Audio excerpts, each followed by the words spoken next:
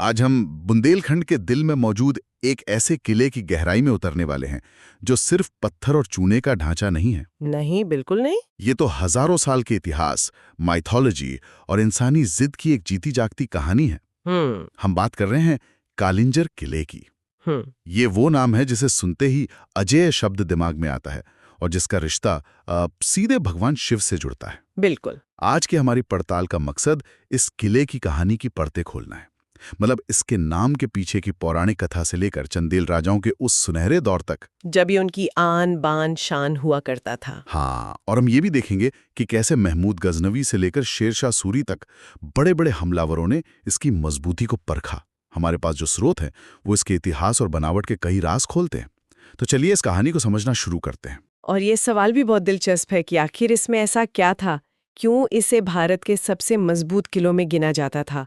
क्या ये सिर्फ इसकी बनावट थी, इसकी लोकेशन थी, या फिर वो इसके साथ जुड़ी आस्था की ताकत थी जिसने इसे लगभग अपराजेय बना दिया था। बिल्कुल सही सवाल। तो शुरुआत इसके नाम से ही करते हैं, जो अपने आप में एक पहेली जैसा है। कालिंजर यानी काल को जर करने वाला, मतलब समय पर विजय पाने वाला। ये नाम सीधे सीधे भगवान शिव का प्रतीक है। और इसके पीछे एक बहुत मजबूत पौराणिक कहानी है। हाँ, समुद्र मंथन वाली। वही कहानी यह है कि जब समुद्र मंथन से हलाहल विष निकला तो भगवान शिव ने उसे पी लिया। उस जहर की जलन इतनी तेज थी कि उनका गला नीला पड़ गया। नीलकंठ। हाँ, नीलकंठ। और कहते हैं कि उस जहर की ज्वाला को शांत करने के लिए शिव ने इसी जगह कालिंजर की पहाड़ी पर आकर तपस्या की थी। तभी से ये जगह पवित्र हो गई और यहाँ नीलकंठ महादेव का मंदिर स्थापित हुआ। इस कहानी ने किले को एक दिव्य पहचान दे दी। इसका जिक्र आपको महाभारत और पुराणों जैसे प्राचीन ग्रंथों में भी मिलता है। अच्छा। जो बताता है कि ये जगह मध्य युग से बहुत पहले से ही एक तीर्थ के रूप में जानी जाती थी। किसी भी राजा के लिए इस किले पर कब्जा करना सिर्फ एक सैन्य जीत नहीं होती थी। ये एक तरह से दैवी स्वीकृति पाने जैसा था। आप उस जगह के स्वामी बन रहे थे जहां स्वयं शिव ने तप किया था। ये एक बहुत बड़ा पॉलिटिकल एंड स्पिरिचुअल स्टेटमेंट था। और इसी स्टेटमेंट को सबसे बुलंदी पर पहुंचाया चंदेल राजवंश ने। 9वीं से 13वीं सदी के बीच चंदेलों ने इस किले को अपनी शक्ति का केंद्र बनाया। उनकी सबसे मजबूत राजधानियों में से एक था ये। हाँ, कुछ स्रोत तो इसे खजुराहो से भी ज्यादा अहमियत देते हैं। राजा धंगदेव जैसे शासकों के समय तो इसका दबदबा चरम पर था। उन्होंने तो खुद को एक उपाधि भी दी थी, कालिंजराधिपति। बिल्कुल, कालिंजर का स्वामी। ये अपने आप में बताता है कि उस दौर में इस किले पर अधिकार करना कितना बड़ा सम्मान था। ये कहने जैसा था कि मैं उस किले का राजा हूं जिसे कोई जीत नहीं सकता। तो क्या वाकई ये इतना अजय था? इसकी बनावट में ऐसा क्या खास था? देखिए, इसकी बनावट ही इसकी सबसे बड़ी ताकत थी। ये विंध्य पर्वत श्रृंखला में एक अकेली विशाल चट्टानी पहाड़ी पर लगभग 275 मीटर की ऊंचाई पर बना है। अच्छा, काफी ऊंचा है। बहुत, मतलब चारों तरफ से इस पर चढ़ाई करना लगभग नामुमकिन था। लेकिन जो बात इसे दूसरे पहाड़ी किलों से अलग करती है वो ये है कि ये सिर्फ एक किला नहीं था, ये एक दुर्ग नगर था, अ फोर्टिफाइड सिटी। एक पूरा शहर। हाँ, इसके अंदर एक पूरी की पूरी आबादी रहती थी, खेती के लिए जमीन थी और सबसे जरूरी पानी के बड़े बड़े जलाशय थे जो चट्टानों को काटकर बनाए गए थे। ये अपने आप में पूरी तरह आत्मनिर्भर था। मतलब अगर दुश्मन इसे महीनों तक घेर भी ले तो अंदर के लोगों को बाहर की दुनिया की जरूरत नहीं पड़ती थी। बिल्कुल नहीं। तो चंदेलों ने इसे एक ऐसा दुर्ग नगर बना दिया जो पूरी तरह आत्मनिर्भर था। लेकिन हर मजबूत चीज की परीक्षा जरूर होती है। क्या ऐसे कभी चुनौती नहीं मिली? बिल्कुल मिली, और उस दौर के सबसे बड़े और खतरनाक हमलावर से मिली, महमूद गजनवी। ओहो। 1023 में गजनवी, जो सोमनाथ तक को लूट चुका था, अपनी विशाल सेना लेकर कालिंजर पहुंचा। उसने किले को घेर लिया। अब यहाँ इतिहास में एक बहुत ही दिलचस्प मोड़ आता है। हाँ, मैंने भी इसके बारे में पढ़ा है। कहते हैं कि सीधी लड़ाई नहीं हुई। चंदेल राजा गंडनंद ने गजनवी को 300 हाथी तोहफे में भेज दिए। गजनवी इससे इतना खुश हुआ कि उसने राजा की तारीफ में कविताएं लिखवाईं, उसे 15 और किलों का अधिकार दिया और वापस लौट गया। ये थोड़ा अजीब नहीं लगता? एक हमलावर तारीफ करके चला गया। ये अजीब लगता है, लेकिन यही चंदेल राजा की कूटनीति की सबसे बड़ी जीत थी। ये दिखाता है कि अजय होने का मतलब हमेशा लड़ाई जीतना नहीं होता। सही बात है। चंदेल राजा ने शायद ही समझ लिया था कि सीधी लड़ाई में नुकसान दोनों का होगा और नतीजा कुछ भी हो सकता है। उन्होंने गजनवी के अहंकार को हथियार की तरह इस्तेमाल किया। अच्छा। उससे वो दिया जो उसे सबसे ज्यादा पसंद था, दौलत और सम्मान, और बदले में बिना खून बहाए न सिर्फ अपना किला बचाया बल्कि 15 किले और हासिल कर लिए। ये सैन्य शक्ति से ज्यादा दिमागी शक्ति की जीत थी। वाह। और इस घटना ने कालिंजर की अजेय होने की प्रतिष्ठा को और भी मजबूत कर दिया। कमाल है। मतलब लड़ाई टाली भी और फायदे में भी रहे। लेकिन अगर ये किला इतना ही आत्मनिर्भर था, पानी के इतने बड़े स्रोत थे, तो आखिर लगभग 200 साल बाद 1202 में दिल्ली सल्तनत का कुतुबुद्दीन ऐबक इसे जीतने में कामयाब कैसे हो गया?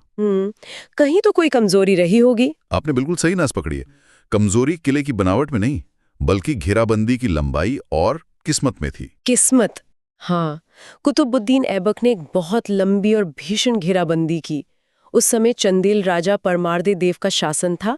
लड़ाई के दौरान उनकी मृत्यु हो गई, लेकिन उनके मंत्री ने संघर्ष जारी रखा। महीनों बीत गए। किले के 7 विशाल और मजबूत दरवाजे थे। आलमगीर दरवाजा, गणेश द्वार, चौबुर्जी दरवाजा, मतलब एक के बाद एक सुरक्षा परतें थी जिन्हें भेदना नामुमकिन सा था। तो फिर क्या हुआ? आखिर में जो चीज हारी वो सेना नहीं थी, वो प्रकृति थी। किले के अंदर पानी का एक मुख्य स्रोत सूख गया। ओहो। जब पीने का पानी ही खत्म होने लगा तो रक्षकों के पास आत्मसमर्पण करने के अलावा कोई चारा नहीं बचा। ये इतिहास में पहली बार था जब कालिंजर का किला तुर्कों के हाथ में गया। मतलब जिसे गजनवी की ताकत नहीं हरा सकी, उसे पानी की एक बूंद ने हरा दिया। ये तो वाकई किस्मत का खेल है ना? बिल्कुल। अब कहानी को थोड़ा आगे ले चलते हैं। मुगलों के दौर में बाबर ने भी इस पर कब्जा किया, लेकिन सबसे नाटकीय घटना, जो शायद इतिहास की सबसे अजीब घटनाओं में से एक है, वो 1545 में घटी। हाँ, शेरशाह सूरी का किस्सा। वो उस समय हिंदुस्तान का सबसे ताकतवर बादशाह था। हुमायूं को हराकर उसने दिल्ली पर कब्जा कर लिया था। उसकी नजर कालिंजर पर पड़ी और उसने अपनी पूरी ताकत से किले को घेर लिया।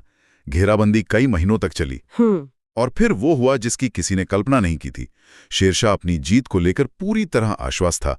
एक दिन जब वो अपनी सेना को निर्देशित कर रहा था, उसने उक्का नाम के एक रॉकेट जैसे हथियार को चलाने का आदेश दिया। सही। वो रॉकेट किले की दीवार से टकराया और सीधा वहां रखे बारूद के एक बहुत बड़े ढेर पर वापस आ गिरा। एक भयानक धमाका हुआ। अपनी ही जीत से कुछ पल पहले। ये तो यकीन करना मुश्किल है। मतलब अपने ही हथियार से मौत। ये तो किसी फिल्मी कहानी जैसा लगता है। ये इतिहास का एक क्रूर मजाक जैसा ही है। सोचिए, हिंदुस्तान का सबसे ताकतवर बादशाह, जो बड़ी बड़ी लड़ाइयां जीत चुका था, वो एक किले की दीवार से टकराकर लौटे एक रॉकेट से मारा गया। जीत तो सूर्य की सेना को उसी दिन मिल गई, लेकिन वो अपनी जीत देखने के लिए जिंदा नहीं रहा। इस एक घटना ने कालिंजर के अजेय, रहस्यमयी और खतरनाक होने की किंवदंती को हमेशा के लिए अमर कर दिया। ऐसा लगा जैसे किले ने अपना बदला ले लिया हो। इसके बाद क्या हुआ? क्या मुगलों ने इस पर अपना नियंत्रण बनाए रखा? हाँ, बाद में 1569 में अकबर ने इसे जीता और अपने नवरत्नों में से एक बीरबल को जागीर के तौर पर दे दिया। बीरबल को? जी, बीरबल को। ये भी एक दिलचस्प बात है कि एक सैन्य दुर्ग को एक बुद्धिजीवी और कवि को सौंप दिया गया। ये शायद किले के इतिहास में सबसे शांत दौर रहा होगा। सही बात है। और फिर एक लंबे सफर के बाद बुंदेलों और मराठों के हाथों से गुजरता हुआ आखिरकार 1812 में ये अंग्रेजों के नियंत्रण में आ गया। वाकई इसकी कहानी किसी फिल्म की तरह है।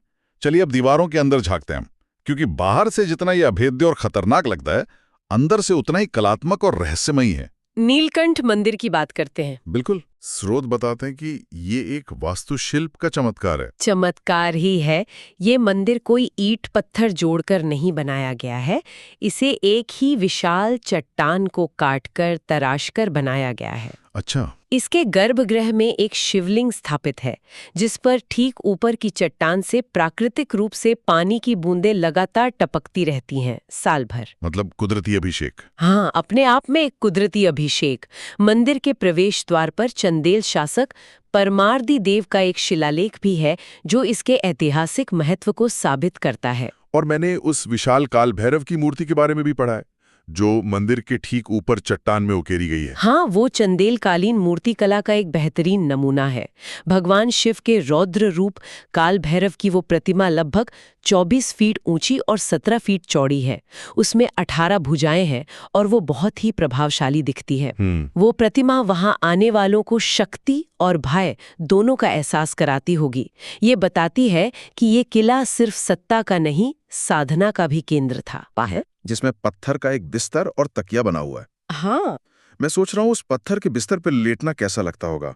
क्या वहां सच में शांति मिलती होगी या किले की दीवारों के पार होती लड़ाइयों का शोर सुनाई देता होगा? ये एक अच्छी कल्पना है।